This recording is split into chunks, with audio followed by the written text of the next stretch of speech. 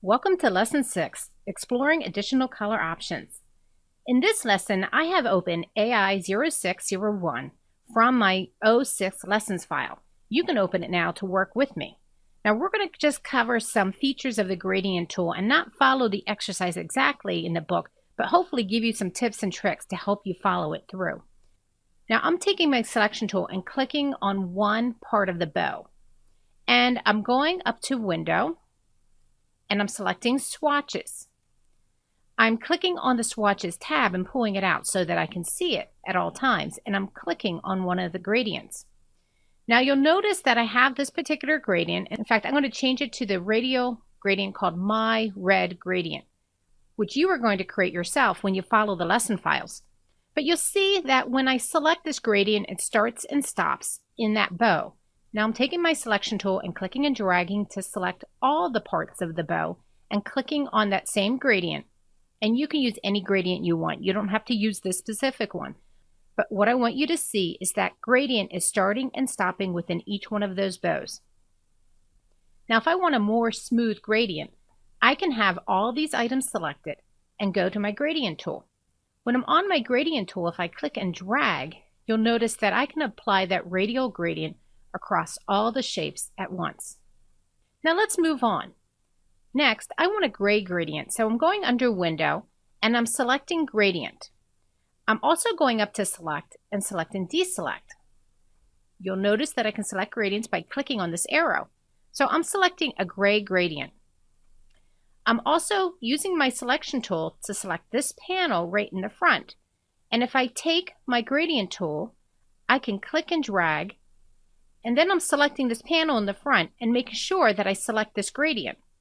Now, once you've applied a gradient, you can take the gradient tool and you can click and drag. If you pull the gradient tool in a short manner, you get a short gradient. In a longer manner, you have a longer, smoother gradient. You'll also notice that you have color stops on your gradient. And if you click on those color stops, you can change the color. Also notice that if you click on this gradient ramp, that you can add additional colors. Now, if I double click on this color stop, I can change this to a different color. And same with this one. Now, what's happening is that maybe I'm making this just a little too crazy and I want to remove some of those color stops.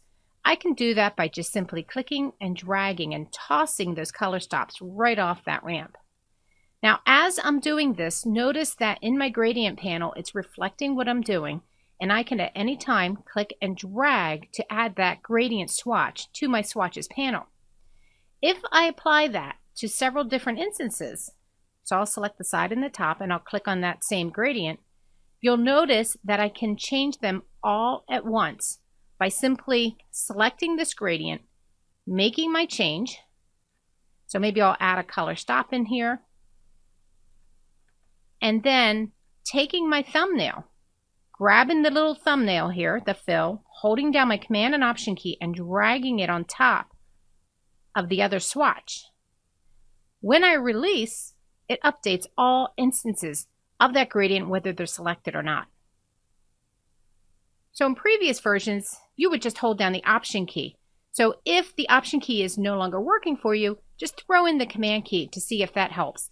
Also, on the PC, that would be the Alt key or the Control-Alt key. The key is that you want to look for a border appearing around your swatch. That indicates that you're replacing it. You can do that with all swatches, not just gradient swatches. So for instance, if I take a solid color, so I'll come in here and choose that I want earth tones, for instance, and I start adding some of these colors to my swatches, you'll notice that when I want to replace that color, I can simply drag, holding down the Alt or Option key, another color swatch on top of that one to replace instances of that color as well. So in this lesson, you discovered how to work with the gradient tool.